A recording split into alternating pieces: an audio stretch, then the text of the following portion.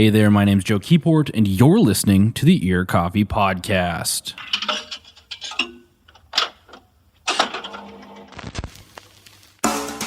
For this week's episode, I talked to Ollie and Cole of the band Another Heaven.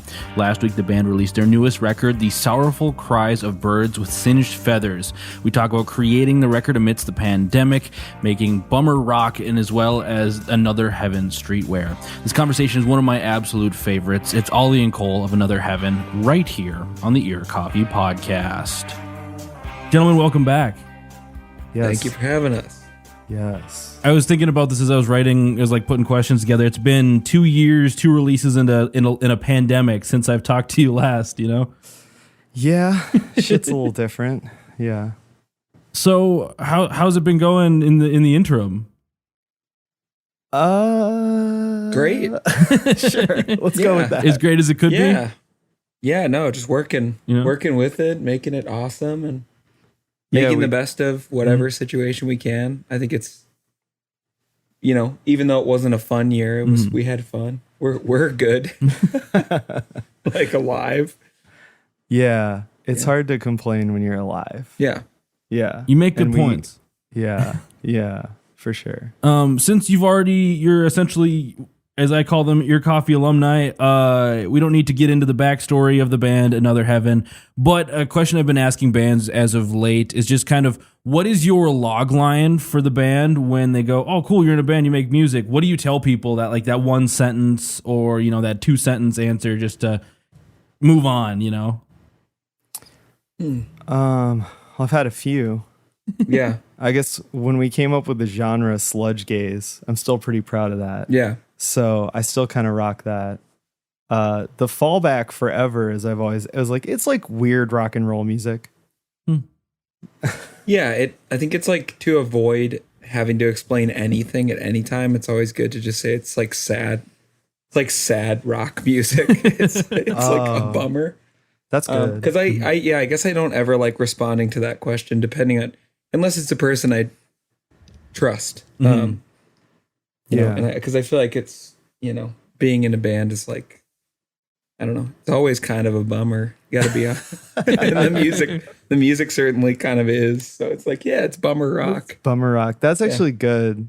That's really good, actually. Because it's like, I'm assuming this is like a scenario where this didn't come up naturally. No, it's usually like I've been finding since I've started playing in a band, like relatives or like random people who you meet and you're just like kind of trying to make conversation. They go, oh, what kind of music do you play? And you're like, I don't really want to talk about this right now. It's like 5:00 on a Tuesday. Like, yeah, you don't want to be disrespectful, but you don't like need to explain it to them because they don't care. If I've learned anything, it's that no one actually cares. They're just like, they're just asking to ask. Yeah. It's like, oh yeah, you wouldn't like it, but maybe you would. I don't know. But definitely if it's family or, if it's at work, it's like, it's maybe not for you. No. Yeah, I think I always try and clock like how into music is the person. Mm-hmm. And then, but sad rock music is like perfect. Yeah, it is. Yeah. Wow, I should have put that in the press release. It's just sad. It's just, that is I was talking to someone about it the other day that it's like the one common thing I've gotten throughout my whole career as a musician is people are just like, man, your music is really sad. Yeah. Because like every band has been different. Every band has a different vibe or an aesthetic or whatever. And besides like basic things like, songwriting or musicianship or whatever, the one through line is like, y'all are this sad music. Yeah. It's real sad music. We're not sad people. No. But we have a lot of fun making the most fucking depressing music. Yeah, we kind of ignore it until we acknowledge it. And then I guess we talk about it amongst ourselves, but with people, I limit it to bummer rock. Not up your alley. You won't like it, and that's okay. Yeah. Telling anyone they won't like something, it always gets them more intrigued, I think. These are all like, I feel like we're workshopping the next press release. Yeah. Another Heaven are a band that makes really sad bummer rock music. You probably wouldn't like it. Scroll on. Cole and I did have a band where I'm pretty sure we had to submit a bio for First Ave, and it was just like it's bad music for bad people. Yeah, that was Yeah. Which we didn't mean that. Yeah. But No, yeah, it's yeah. it's kind of a good thing to put as like a weird like barrier to entry. Yeah. It's just like, oh yeah. But yeah, having to explain your art to somebody who truly doesn't care really hurts. And it's very frustrating. It happens to me every day, all day at work. Oh no. I hate it. Well, Yeah. well, moving on. So you put out. So we're here to talk about the sorrowful cries of birds with singed feathers, which is the album you'll be putting out. It'll have come out by the time this episode has aired on the 27th, I believe. Correct? But before we get to that, last summer, because the way it sounds, this album got pushed back a bit due to the pandemic. Is that right? Yes. Yeah. Yeah. Well, so like we had a record written Okay. that we were going in to record right when the pandemic hit. Like we were about to book the days and start working on this record. And so when the pandemic hit, that got shelved. And that's when we put out a thing called 3 Singles. Yeah. Yeah, which I think what you're referring to, where we had these like high quality demos that we had done in our practice space. Like they're technically demos, but they sound really good. And so we decided to release some of those. And that is from like the record we were going to record.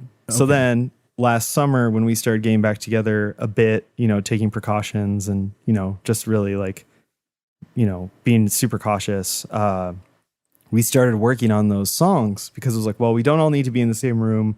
We know the music. We can do it all to a click track, et cetera, et cetera. So like, we did that record over the summer, finished it. And then basically the minute we finished it, we were like, we can't release this right now. Yeah. Like we can't tour, we can't play shows, we can't really do anything with it. So instead we decided to make a whole other record.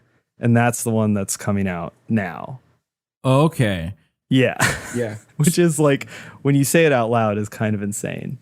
Yeah, it works. Well, so I guess with the singles at the same time, we were working on new material that maybe fit a mood better. I do feel like it stretched out a long time considering it's been done as long as it has. But the singles were a good like tiptoe around, and then we got some new ideas. And one thing was super polished and ready to go. And then we were like, well, we can kind of stave off releasing a record for a little bit, do these singles, because we really stretched that out for a couple months, I think, right? We would wait for those Bandcamp Fridays. Yeah. Which helped a lot because it was keeping us there and we were still working on stuff. But yeah, it was just as we were making that, we were coming up with new ideas that were really sounding good and it really fit the mood of the whole year.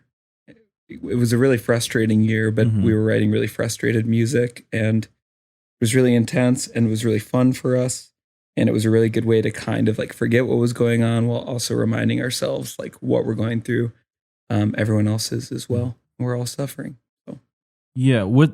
So you were referring to like the stuff you'd recorded was, and you were like, we can't release it at this time. Was that the stuff that became the record you're putting out, or was that what you're referring to as the singles? That is shelved. Yeah, that's a future record. There's another record. There's a whole other record. Yeah. So this is more, I think this fits a mood of a year and a half of being just cooped up and just having to come up with ideas while none of us are capable. The political situation was brutal. And then just overall, it was just really crazy and wild to be alive. And so this record that we're releasing on the 27th, I think kind of grasps what we were feeling throughout the pandemic and everything else that went on that year. And these, longer than a year, but yeah. So, okay. Yeah, for sure. It's like the record that it's a lot more immediate. We wrote it faster. We recorded it faster. Yep. Some of those songs even like we did for compilations at first. So we would like have to finish it in like a day. Yeah. And then we just go back and remix it and like clean it up and shit. But like, yeah, so it's like this record that's about to come out, I think our impulse to do that was really born of like everything Cole's talking about and just trying to like channel that into something, I think. Because like the other record is really, really sad.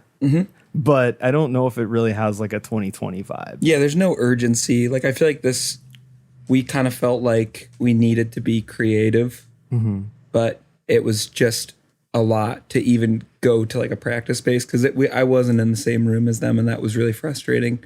And so we were writing like like I said, the word I think of is like it was a really frustrating time, and it was a really good time for us to like see each other, which was great. Like we'd be able to go talk outside even though it was freezing, and we could express ourselves through any like day-to-day, just frustrations or whatever. And it was really good to, because these guys are so much fun to talk to, and yeah, I don't know if I would have made it. I mean, I would have made it through, but I don't know how I would have made it through the pandemic without this record and having a big creative outlet, because I think a lot of people were shut out from that, and that was super unfair and uncool, but it's what it had to be. And we were super lucky we were able to take advantage of extra space and other things. So yeah, it was like a lot of work. Cause like, yeah, Aaron and I are like work alone. So we don't ever like during the pandemic, we didn't have to see anybody ever, like besides each other. And so we would still wear masks and then we would still be really cautious. But, Cole was working with other people. So we decided to be like extra cautious. And so, yeah, we were kind of rarely all in the same room, where it was for really short periods of time. And we were only able to do that because it just so happens that we have 2 practice spaces across the hall from each other in the same building. And so we were like running wires. I bought a bunch of cabling and like we did all this stuff to make it work. And so it's kind of funny, like talking to people now, there's a lot of people who are like, oh, like that's crazy that you guys kept doing stuff the whole time. Like I wish my band could have done that. And it's like, I don't know, man. It was a lot of money and time and work. And like, it was, looking back on it, it's fucking crazy. Yeah, it was certainly worth doing. And it was, it was for sure. But had we not had that, we wouldn't have done it. So yeah, for sure.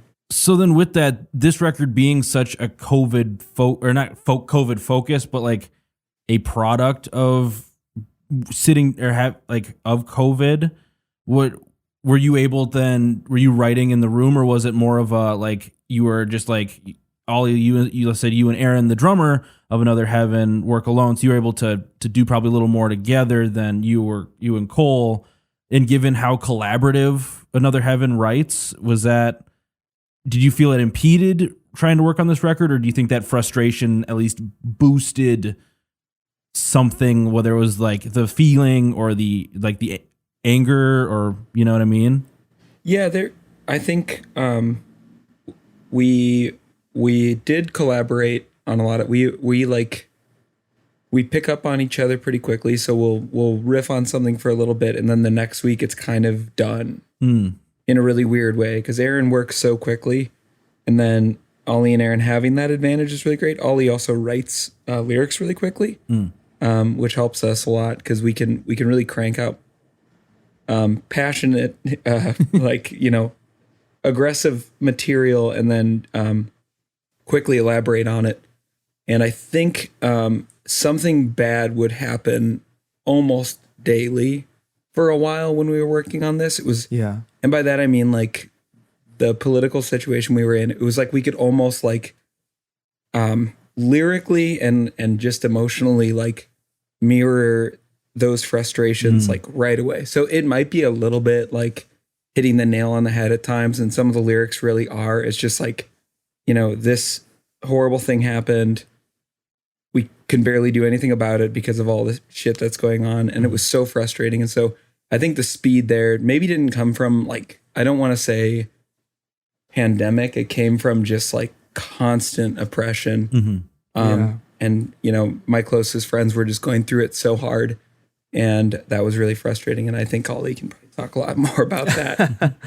Well, yeah. I mean, I think on a technical level, I guess to explain how we did it, I mean, it's weirdly like made us get a lot more organized. That's something I thought was really interesting, because like before we weren't really a band that sent each other demos. Like it's not even worth, I mean, I'll record a demo so I don't forget a song because I have the world's shittiest memory, but like I'm not going to send it to you and be like, cool, what do you think of this song? Like, but because we weren't like, you know, jamming or writing together in the room or whatever, like what ended up happening was that we all had to make demos.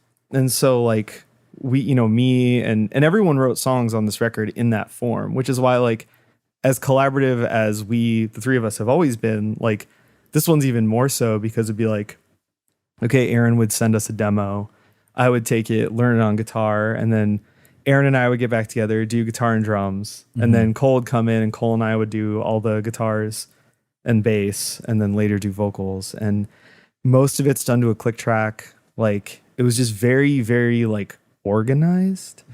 And then, yeah, it was crazy because like the music was, because we were so organized, we were just cranking out music, like just so fast. And then, yeah, you have to react in the lyrics. And so we were kind of doing the same thing with the lyrics, like the lyrics to Recoil and Your Shadow, Aaron wrote the lyrics. Recoil, Aaron and I wrote them together, where he sent me the lyrics and I sing that song even though he wrote it. So I was like, hey, let me like try and just like move some things around so it sounds more like my voice. But then even like with the song that you sing, the last song on the record, which is called Only Death Is Real, like that we wrote together, and it was literally just like Cole's like, I have some lines, or I have like most of the lyrics, and it was like, let's just go outside and write the rest of these lyrics. And so we had to go outside, we had to talk about what the song is about. Which is literally just that. I think that everyone who's like a politician or who is a higher up at some mega corporation who's profiting off of the pandemic and people being out of work and people being homeless, like I literally think they should die. And so it's just like, okay, let's do that. And then like, so we did that. And then that's the whole first half of the song that Cole sings. And then the second half was literally just like a thing I wrote about like the part of the world where I'm from and how I feel like it's just being kind of like erased and nobody cares. And that was even before all the shit in Lebanon, which is where my family's from, happened more recently, where the country's whole infrastructure basically collapsed. But like, I just like wrote that thing really fast. And it wasn't even like, I don't know, like I remember when we recorded that, Cole's like, you should go in there and do something, like almost like a spoken word or something. And I was like, oh yeah, I have a thing I wrote. And I went in there and I just started like shrieking maniacally. And I was like, oh cool, okay, it's done. So it's like, it was like a combination of, we had to get really organized and be really like type A, but we were also like living in hell. If that makes sense. It was probably the most unique way to write for us. But now we're way better at it. Yeah, we're just better at music now. Which is really fucked up because it's like, did I want to get better at music? Yes. Did I want to do it this way? Absolutely no. I think I'm more productive now, which is great. It's crazy. Which is fine, you know. It's any outcome would have been fine from the pandemic. I'm not judging anyone, but I feel proud. But it was unique for us because we usually don't just like, again, hit the nail on the head with lyrics, and we're not always so topical, I guess. And we don't like, everything is just kind of, it felt weird to do such a in the moment record. But anyway. What was the time frame then this was written over? Because you said it felt like things were like happening, one after the other, which allowed the lyrics to be a little more, literal as opposed to, past releases like You Are Loved or Forever. Well, I think it was like late fall is when we started on it. Okay. And then it really was moving super fast from like late fall to midwinter. Like I feel like we finished it in late January, early February. 2021. And yeah. So it was like during that time, because it was like last summer, obviously, like a lot happened. And I think people kind of left that summer just with a lot of uncertainty, like, or at least, I mean, speaking for myself and my friends who I talk to about this stuff, where it's like, okay, we all have like voiced that we want things to change, that we're unhappy with the status quo. And, we've been heard loud and clear, but is that actually going to change things? And I felt like that winter was super dark in terms of like just seeing the patterns like repeating and the cycle's repeating. And not to say that like, you know, that means that we're fucked and we should give up hope. Like, definitely not saying anything like that. But like at the same time, it was it's just dark. Yeah. And just to look at that is just a very dark thing. And to be making art and then being like, okay, well, let me write about. Yeah. And it's like, well, I'm going to write about that. There was the unique push with the Bandcamp Friday thing too. I feel like we wrote a couple of the songs where it was like it fit, and we felt like we had to have something complete for one of those Fridays, just to like, again, like those worked it was a really good way to kind of keep, I think, struggling artists alive and going. I think a lot of bands really got a lot out of those. And for us to be like, oh, we want to sell like a t-shirt, which is so ridiculous. Yeah. But it's like, we need to like sell a t-shirt, and you do the t-shirts and people are all game for the t-shirt. And then the music. No one gives a shit. No one cared about the music. No, yeah. Like to straight up shit on productivity culture for a second, because fuck that shit. Like, okay, like I like to make lots of things. That's what I like to do. And so people say, like, oh, you're prolific, or oh, you're like very productive with art. And like, I am. And I take that as a compliment, but I would never be out here like everybody needs to be like me, like blah, blah, blah. Cause I don't think I don't think it's the way. It's the way I am, but I'm never going to like advocate for it, you know? And like, man, the Bandcamp thing at first was really sick. Cause it was like, damn, we just sold like a bunch of shit. Like we just made a bunch of money. First two, killer. Yeah. And then it started tapering off. And then suddenly you realize like, I'm on a weird work schedule with music, but I'm also not actually guaranteed to get something back. Like I do Patreon for like one of the podcasts that I do. And like that feels a little different because it's like, I do know what I'm getting back. So I know how much to put in. The Bandcamp thing was like a weird lottery system, and it didn't feel good. And I feel like and I feel like we all were, but I feel like everyone is really eager. Because it at a certain point, it was like, oh yeah, like it seemed awesome. It was like, oh, people are all listening to music. And that wasn't the case. People were just waiting for their favorite bands, and there's nothing wrong with this, but they really just wanted like awesome content. Yeah. And it didn't have to be, I think people were more excited about like physical stuff and not so much music. And so it got to the point where we had less tangible content, and we ended up with a lot more music. And that's, I think, where this record like stemmed from, was like, it was us speaking about things that were happening. And then we kind of found that there was no reason to release music on those days anymore, because it was like, oh yeah, It's pointless. because I mean, I'm sure 10,000 other drops. Yeah. In one day, you know? Well, I mean, when we announced and are rolling out this current record, I specifically picked a time frame where I was like, okay, we're going to announce not on Bandcamp Friday. We're going to release not on Bandcamp Friday. And then there's going to be a Bandcamp Friday the week after.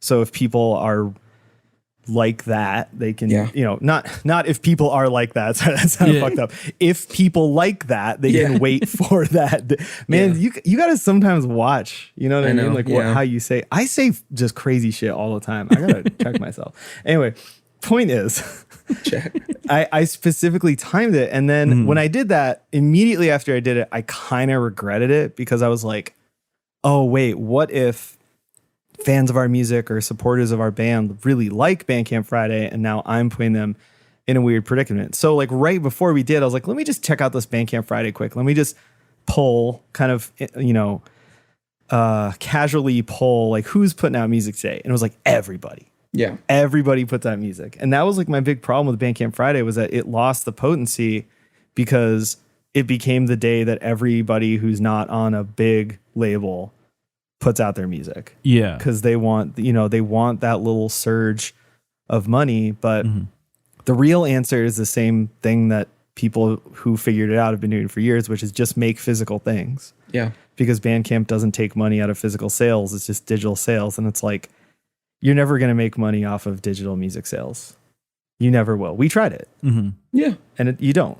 You didn't before. You're not going to now. You're going to sell t-shirts. You're going to sell records and stuff like that. And so like, the fact that Bandcamp keeps pushing the Bandcamp Friday thing, like, I mean, it's cool, but I don't know. I feel like a lot of this record was almost like a response to that whole thing. So it was like when we decided we weren't going to do that anymore, that's like when we started really working on the record in earnest. And like, because like we put out one song from the record that's called Unfit. Yeah. Yeah. We put out one of those as a Bandcamp Friday, tanked, absolutely fucking tanked. 3 people bought it, which side note, fucking thank you guys. Y'all are cool. Yeah, they're great. But, like, You know what's up? No diss to everybody else, because I don't blame you. I'm sure you were just buying from all your other favorite bands that are also releasing music today.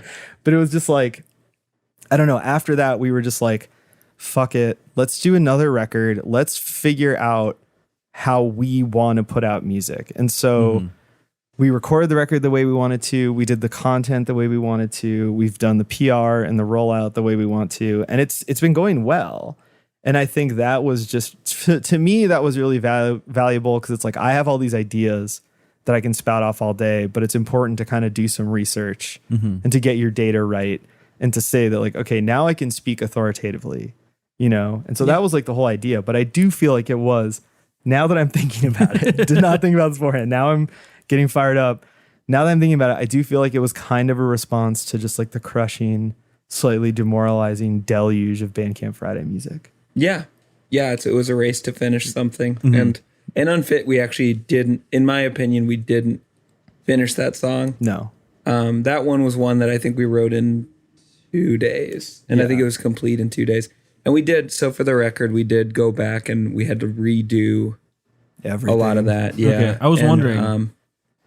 They're pretty different, even structurally and everything. Yeah. So, I'm super happy about it, and I'm glad we tried it. And that was another song that was speaking on the current matters at hand, but we took what a way to say it. It was frustrating, because I think in my head I was like, I think people will like this, and then I think people did. I'm not saying they didn't, but I'm just, it does hurt when it's like, oh yeah, nobody's going for that because people are so busy.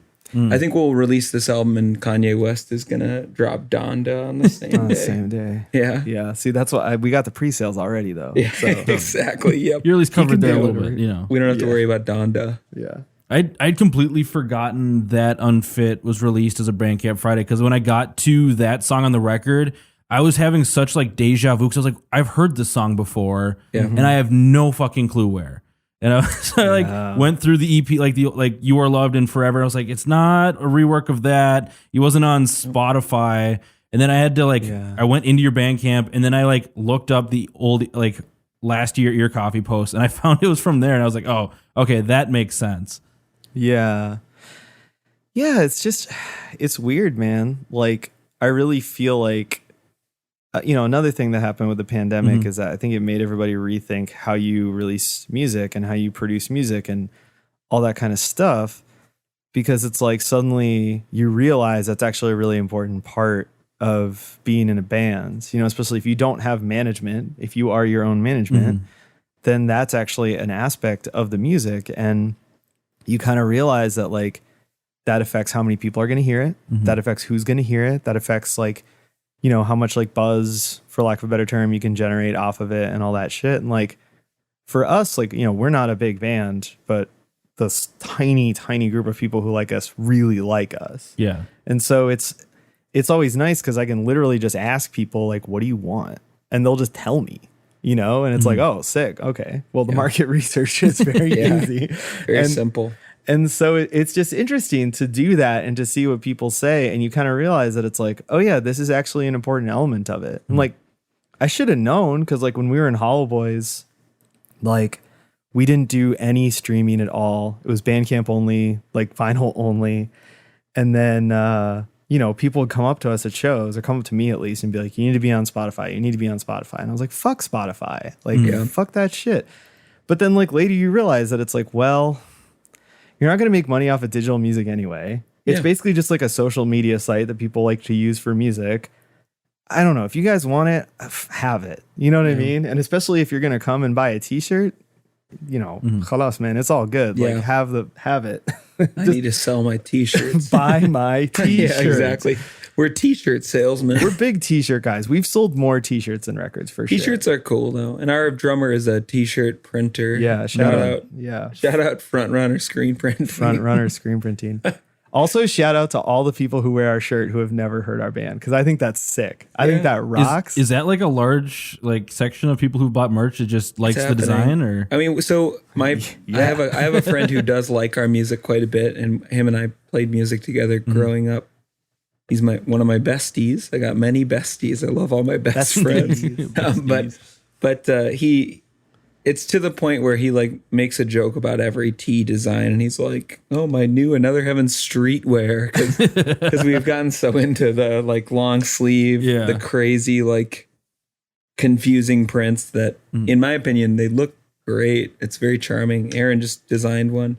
I mean, yeah, it's been really cool because it's another like creative outlet for us where like we can all like shoot ideas off of each other and be like, I would wear that t-shirt. I don't, but I would. I do. Yeah, I wear my own merch all the time. I love my merch, man. Like I was in bands for like legit like 10 years and I never made shirts. Like we didn't make t-shirts. We didn't make merch. Thank you. Like besides records or that kind of shit. And so like when my band started making shirts, it was like, dude, these are all sick. Like these rock. And like the litmus test was just, would I wear this? And the answer is always yes. So I just started wearing my own shit. And then like, I think everyone's too scared of me to like call me on it, but people will still, because a lot of people are really scared of me. But, and I don't know why. Also, side note, I'm not like afraid of Ali. I'm not a bad guy. I think I'm just kind of scary looking a little bit. But like, anyway, I'm really nice actually. But nice king. But like, so people still make posts where they're like, oh, it's really like. They're like, oh, it's really whack when people like wear their own shirts. But then every time someone's like, this is my favorite death metal band, the whole band is just wearing all their own shirts. Yeah. And it's like, okay, it is cool. What is this? Yeah. Fuck you guys. I'm wearing my shit and my shit's great. Yeah, and the death metal bands know how to make a shirt. That's for sure. Yeah, you're probably wearing a death metal band shirt right now, right? Yeah, exactly. Yep. Oh yeah, that's a Blood Incantation. Yeah. Sick. Oh, sick. Yeah. Sick death metal band. With like, this record, one being, I want to get back to kind of more of we talked a little bit on like the topics and themes, but I wanted to ask about that in a second. But given we're talking about rollout and stuff like that, did you feel less pressure then when it came to putting together the album rollout, given you're just like, I have this fan base that like I know will do X, Y, and Z, plus they'll tell me what they want. And so like obviously you want to always try to attract new people to like listen to your music. But did you feel a certain pressure then with the rollout of the Sorrowful Cries of Birds with Singed Feathers? No. Yeah, yes. You did? I did. Okay. For me, it felt like we made like so we picked dates. Yeah. And then after that, it was just like, I guess Ali did have to put in more work. But there was, what I appreciated about it is that we kind of just decided like, oh, we're going to do it around this date. Once we got it in motion and like records and stuff were on the line, that's when it got not as cool and fun. Yeah. Yeah. Oh, for sure. But we kind of scheduled it around, I mean, to get it out because we had everything done and there's nothing worse than like sitting on completed work. Mm-hmm. Yeah. And so we had it done and we were like, let's just start rolling it out, and we did, and then it luckily lined up with one of our like 2 shows we're gonna play in maybe this year. I don't know. We'll Probably see. This year. Yeah, we'll see. But you can elaborate on not and yeah. Well, I think for me, I felt a lot of pressure because it felt so different. Because like I was saying, like it was trying to figure out how you do a record in this climate where you can't do the things you normally do. Because normally it's pretty predictable. It's like, well, I hit X, Y, and Z place. They all write about it. I do my show. I collect this much money from the show. I collect this much money for pre-sales, like blah, blah, blah. But like, we don't have any of that shit. And even like when we first started talking about the rollout, we didn't have any shows. the shows we did book, I speaking for myself, fully expected them all to get canceled. Yeah. I did not expect to play a single show this year. So it was like, well, we really have to lean in then to this pre-order. And so now there's pressure to make money. And also like real talk, when we approached our label, MPLS Limited, who's awesome. And like, we love Christian from MPLS Limited. Like, I kind of approached him, and it was a bit of a exploratory conversation of like, do you even want to put out records right now? And he was kind of like, no, not really. And then I was like, well, what if I told you I have a 3-point plan for us to make our money back within 2 weeks? And then he was like, that I'm interested in.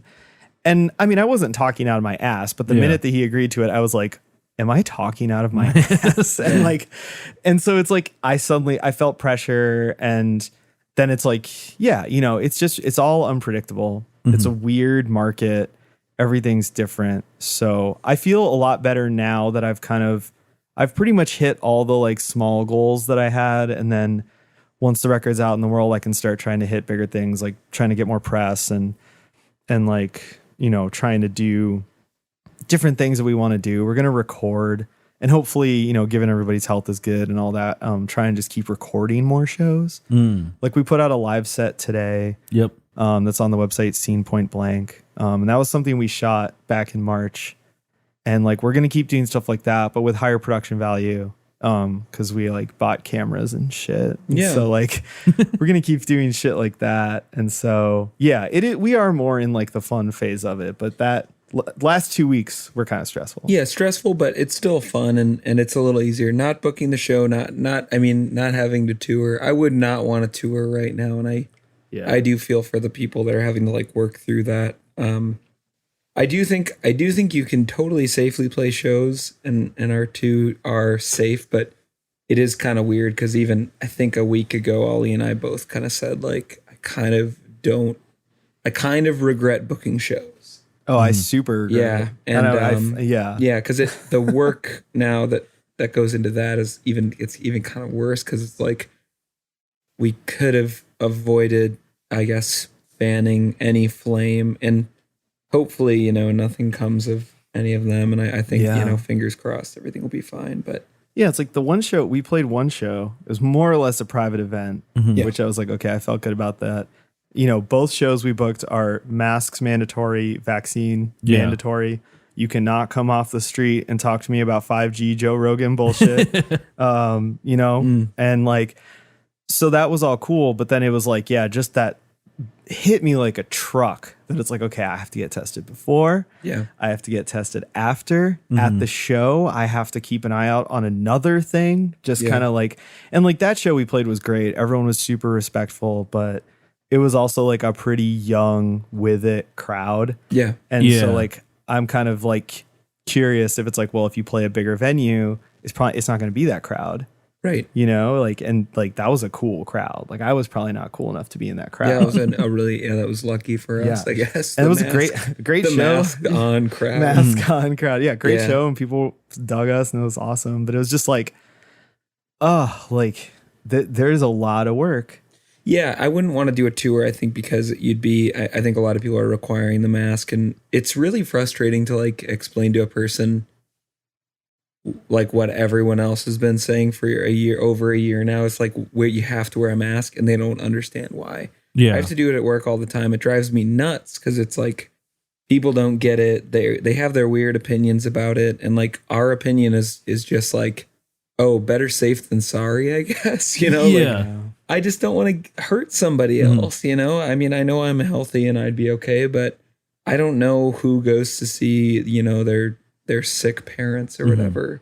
Yeah, after, and like the day after the show. Everyone in our band has somebody at home that they have to worry about. Yeah. So it's kind of like, So yeah, we're doing these two shows, and it's going to be a bit of an experiment. And first one went good, hoping the second one went good. And yeah, I had a good test today.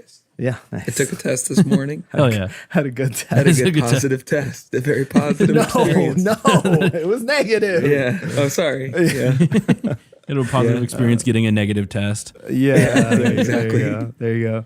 Talking about like the crowds, it was interesting because like I went to a couple of shows at 7th Street before First Staff started mandating vaccine cards, masks, and all that jazz, and just like seeing like the two different audiences of like the one who like definitely like college kids who just wanted to rage and didn't give a shit, and then the ones who are like, well, maybe we should actually think about the fact that there's 250 sweaty people on top of each other.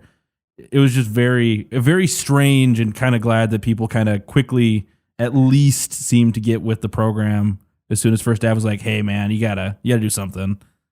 Yeah. I guess the thing that did it for me is like I saw somebody, a little kiddo in my work's neighborhood, put up a sign that just said, please continue to wear masks because kids can't get the vaccine. And I was just like, oh man, you're right. You can't. And that's pretty crushing. I don't want, It's all dicey. Mm-hmm. It's just like whatever we know, that's a percentage of the whole situation. We don't know the rest of the situation. So that's even like being at that show. For me, being there was actually a positive experience because it was like, okay, so as callous and selfish and horrible as I've seen people be over the last year and a half, I also saw that there is some evidence that people are willing to take some collective action to keep each other safe in a small setting, right? Yeah. And so that was good. But then like I went home and the next day I was thinking about it and it's like, we don't even know if all those precautions and everything even mattered. Right. Because we don't. And that's not to be a doubter or say anything, but it's just like, we just literally don't know. That's science. Yeah. Welcome to science. We're learning as we go. Yeah. So it's kind of, it's frustrating. And I was kind of hoping personally that we wouldn't really book anything until the fall so that we'd have time to see how things go and let, the people who are super gung ho be like, all right, you're the test case, but I guess we're the test case. So We're working on it. we're working on, we'll let you know. But yeah, not having to book, I mean, to answer that question a little further, not having to book as much shows around having to put on this whole like crazy, because like we print the sleeves, our Aaron prints the sleeves, but so that adds like another step. So these records are not only, you don't have to wait on the record, we have to wait on the sleeves, we have to wait on more t-shirts, we have to set up the pre-orders, and then to not have to book 10 days out east of just like miserable, like grueling, like, oh, please wear a mask at our show. To avoid that is actually like cool, because now we can just, now we'll just kind of work through these two. And then after that, we can get back to Hello, Rochester. Thank you for coming out to the Bug Jar. We're another heaven. Please keep your mask on, sir. Sir? Yeah, that's always below the nose. Yeah. Hello, Milwaukee. We're so happy to be back at quarters. Sir, please put that mask on. You took a sip of your beer 5 minutes ago, please. Yeah, that's your quota. Don't you love it? Yeah, yeah. The sipper. Oh, it never goes back up. That big sipper. It always stays down. Yeah. But okay, so going back to like the record a bit, is it like talk to me through like the story then of the record, because is it like a linear, not maybe linear, but like a storyline that we go through? Because listening to it, there's a like the through line of a lot of the music, and what you've talked about is you've pulled on a lot of like real time events as writing it. Like loss and coping is something that are focused on a bit, and it kind of builds to about your shadow, and then it seems to like take a turn almost. Interesting. Yeah, so I'm pulling up the track list now to look at it. I mean, when we sequence records, I think we try to make it very like cinematic, almost, just based on the music, really, and like based on like the way the kind of mood shifts throughout the record. But I think with this one, I would say, unlike the shelved record that's going to come out in the future, that one kind of has like almost like a story or a really cinematic feel to it. This one, I don't know. I mean, I don't know. I don't feel like it does as much, but I do feel like there are certain song groupings that I felt like very strongly about. Yeah. Like the first two songs were written as one song. Okay. And so like there's even like the end of the first song has a little musical motif that like introduces the lead part in the next song. And like those two songs are written together, and then like the next two songs are kind of both about the same thing, Yeah. you know? And so those kind of go together. And then yeah, like Your Shadow and Unfit also kind of it's like these little song groups Yeah. about things where I felt like, okay, this is about this topic, this is about this topic, and the record also kind of gets weirder as it goes along. It Like it degrades a little bit yeah, as it goes. yeah, and so that was something I thought was cool. Like when I first started trying to put together a track listing, you know, it was kind of tough because the songs are, some of them are so different. Yeah, I feel like we do that. We did that on our last release as well. Forever. There are like very different feelings. I think it's that we push so much hard. Like I think the three of us strive to like make the best of each other's music. And so we'll create like a sound, and we each have really, really different individual approaches to playing guitar. And so you notice that like things change a lot because like one of us wrote the song. And so it's like, and on guitar, because Aaron plays guitar as well. And like, I feel like maybe like nothing really ties us together. The only binding factor is that we were writing during a pandemic and we were, again, upset, angry, whatever emotion we'd want to pull from this. We were also having a lot of fun, which was cool. But yeah, again, it's Aaron has a way to like play the guitar. Ali has a very, very, I think it's like, it's what, when you hear Another Heaven, when you hear Hollow Boys, you hear like Ali's like musical voice and his literal voice as well. And then I play guitar so much different than Ali does. And so I think the changes or any degradation, any change of like, or loss of fidelity in the music really comes from just like a different approach. So Aaron wrote Your Shadow. Ali technically played the guitar, but Aaron I played his part. Right. Like I just learned. I didn't change. Yeah. And that song, I did not change a single thing. I wrote the lead line that happens over the chorus and that happens at the end of the song, and that's it. Otherwise, I literally just played it. And it was funny because I told Aaron, I was like, you should play guitar. And he's like, you just played my part. Like, like I don't need to play it. And I was like, oh, okay, good. cool. Yeah. Yeah. And Ali played bass on a couple songs this record too, which does change the feel. And I guess like to answer the question of like, was there an attempt to try and like bind everything? Probably not. And I think it was just that they all came at the same time. Yeah. I don't think we picked a song that nothing was on this that we didn't feel fit.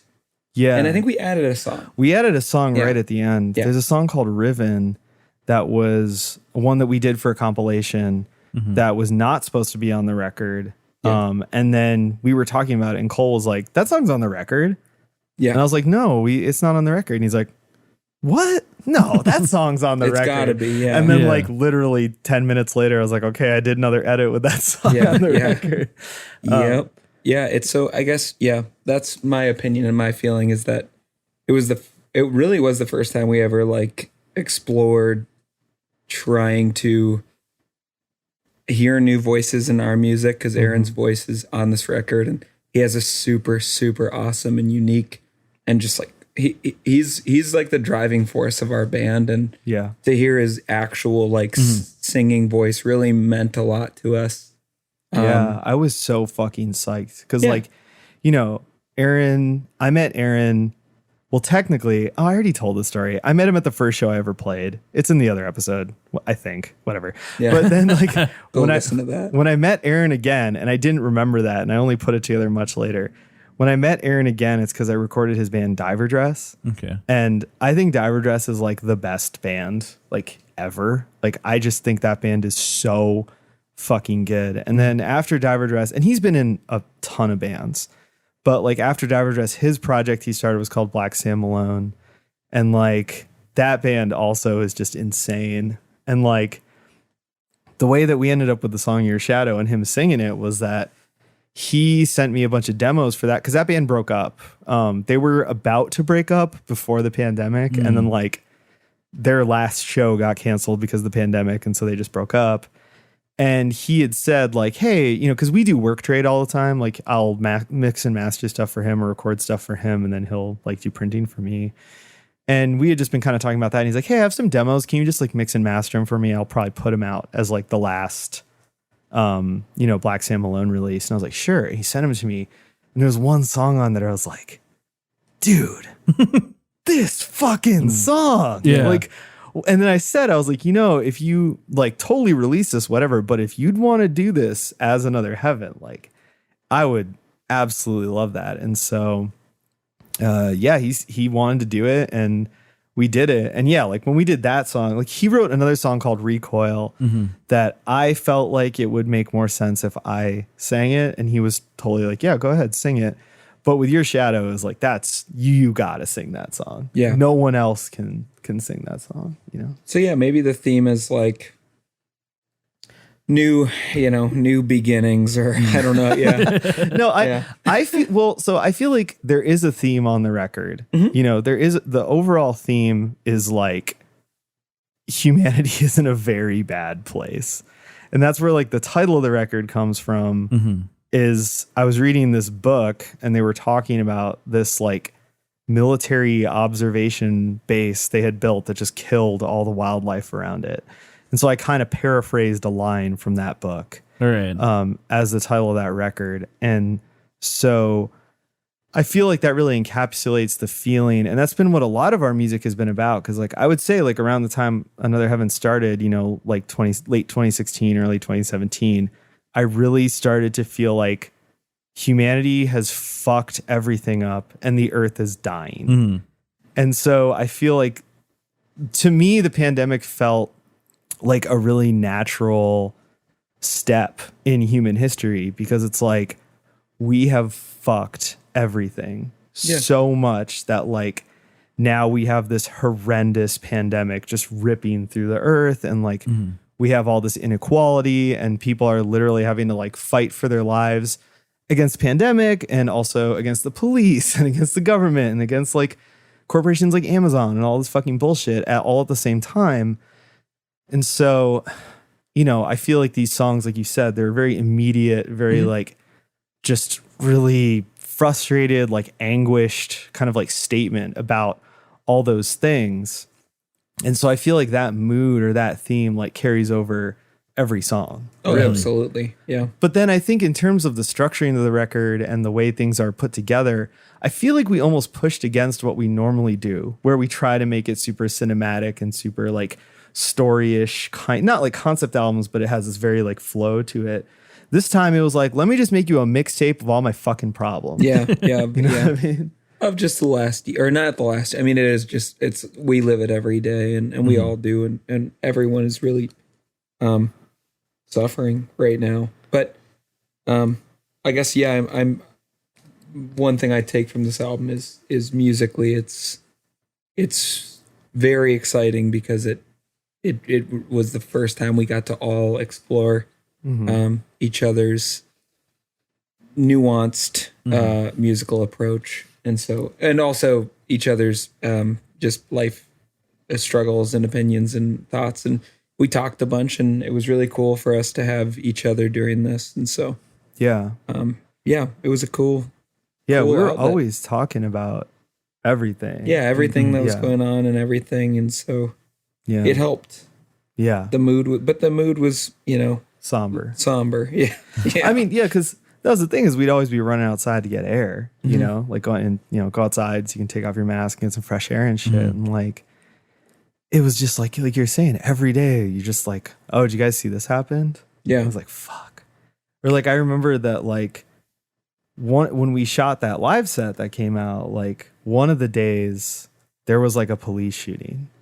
Yeah. And I remember like, we came outside and it was like right at the end, I was like, God, you see this? I was like, oh fuck, dude. Yeah. And you're just standing there like standing outside talking about it. And it's like, yeah, like this is just, life now, I guess. It seems unavoidable. Yeah. Yeah. Crazy times. Absolutely. Yeah. Well, at least you have like something like this to give you that outlet. Because a question I was gonna ask, but you've answered it like 10 times over at this point, which was like, do you find a moment of catharsis? But we're pretty happy people despite making bummer music. It allows us to put it in a folder somewhere that you can take. Obviously, you don't want to ignore the world at large because that's how we kind of end up repeating everything. Is maintaining that status quo, but you're able to file it away to pull back out later. Yeah.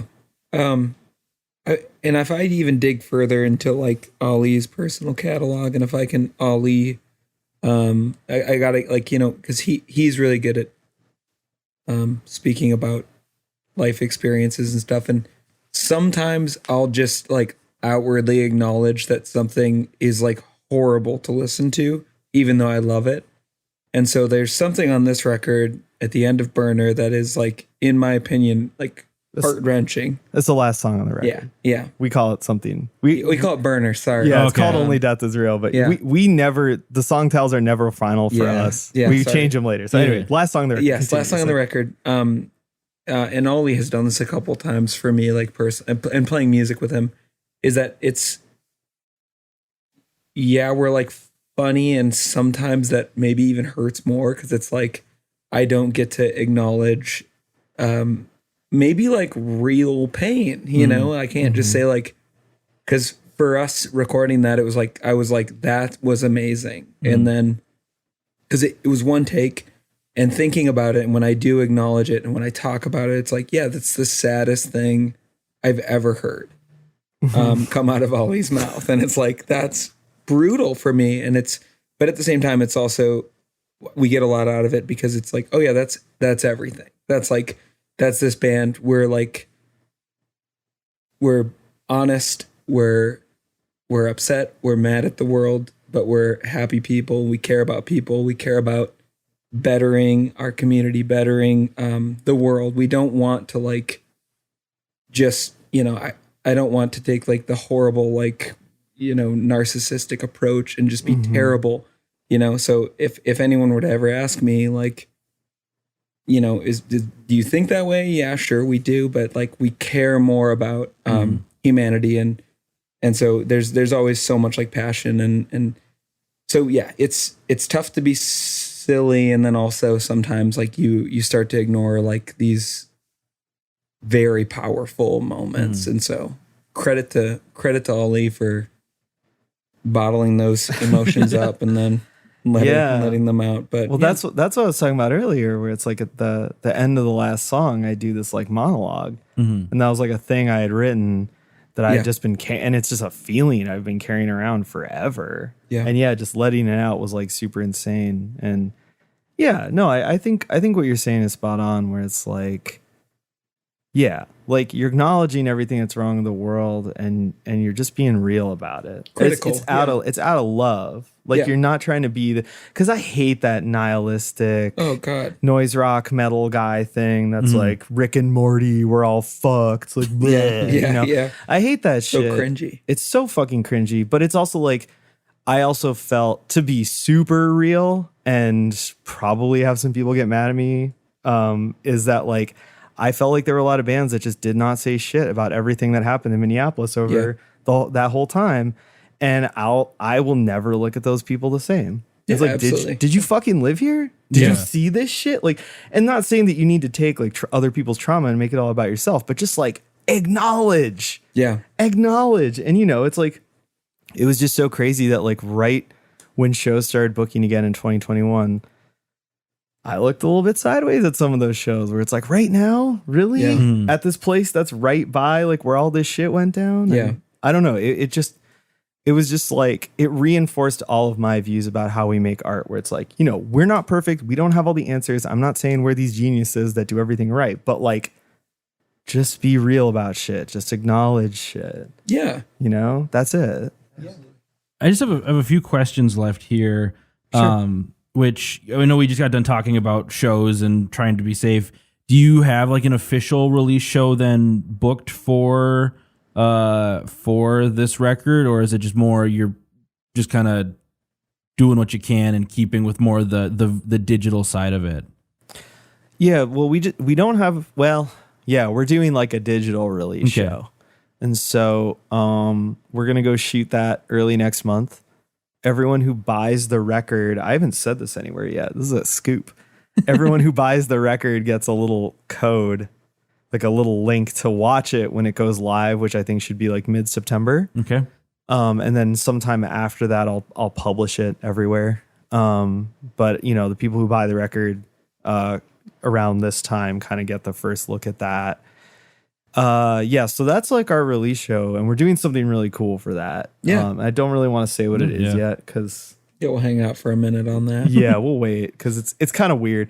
Everything we do now is like sort of trespassing. Like every video we make is like slightly trespassing, so I've got to like kind of wait. I don't want to air out my nothing quite illegal, but not technically not illegal. No, but there's permission here. yeah, but it's like weird. If I Yeah. told people what it was, they would be like, "What?" But it is, yeah. But yeah, I guess if anyone has any, I guess moving forward, it'll probably be digital. Yeah. Unless something unless there's a huge shift and we learn something new. Yeah, I mean, But, it really is just experiential. Like, if it seems like shows, if people are willing to be responsible and it works, it's just like, when the vaccine rolled out, obviously we all got it as early as we possibly could. But then after you got it, it was like, well, how effective is it going to be? What is it? And then especially once we have more variants, what's the effectiveness there? Do we need a booster? Like, well, that's how all that shit is. So like, yeah, we're playing a show this weekend at Mortimer's. And then after that, it's like, well, let's wait and see. Like maybe we get booked on some cool shit. We'll go do it if we feel good, and maybe not. And like, like Cole said, maybe that's it for the rest of the year. Maybe we get booked on cool shit and it all gets canceled. Like, I don't know, it's like, it's just day by day by day. Yeah. So. And then for people still wanting, at this point, pre-orders will have passed and the record will have been put out. So where can people connect with Another Heaven online, whether they want to buy stuff or see what you got coming up, or, keep an eye on what you guys got coming down the pipe? We are extremely quick to answer any direct messages. Yeah, dude. If anyone has any questions about anything on Instagram is really a place where we'll hit you right back. We almost promise. Yeah. But if you go to anotherheavenband.com, it takes you to our link tree. Yeah. So then you can go. You can go if you don't want to talk to us. You put in because then you can go to IG, you can email us, you can buy our record. So you just go to anotherheavenband.com. I bought that URL and I tried to build a website and it didn't work. And so then I just set it as a redirect to a link tree. That's awesome. That's what I did. You want to know what I did last spring? That's what I did last spring. Yeah, I love link trees. Linktree rocks. Yeah, it does. But I had to spice it up. So I got the spicy redirect. I bought anotherheavenband.com. That is so cool. Yeah. I owned boldnorth.com. Oh God, talk about Bold North, dude. I'll just briefly. Yeah, please talk about Bold North. When the Super Bowl was in town, I made a point to capitalize on the Bold North. They had like a slogan, and I think it was actually like a casino that was running it all, but it was all like Bold North, whatever. And so I took it, and I was like, we live like the Bold North mentality. We live in like the Bold North state of mind. And you were trying to like build the brand and sell it, right? Yeah, pretty much, but only to my like close friends. So it didn't matter. So I made some T-shirts and stuff. I have a Bold North T-shirt. Yeah, I made a logo. Hell yeah. And then I ended up selling the domain because it was either that or I think I would have gotten sued. So. So my little meme joke didn't go as planned. That's funny. Anyway, so buying websites. Yeah. Anotherheavenband.com. Well, I really appreciate you guys sitting and chatting with me as we've severely derailed the conversation, but I thank you so much. Perfect. Yeah, thank you. That's when the conversation gets good. But yes, thank you for having us. This was great. The Ear Coffee Podcast is a companion to the blog of the same name. If you like this episode, please leave us a rate and review so we can stand out among the other music podcasts. You can follow us at Twitter, Facebook, and Instagram @Ear Coffee. Thank you for listening, and we'll see you next time.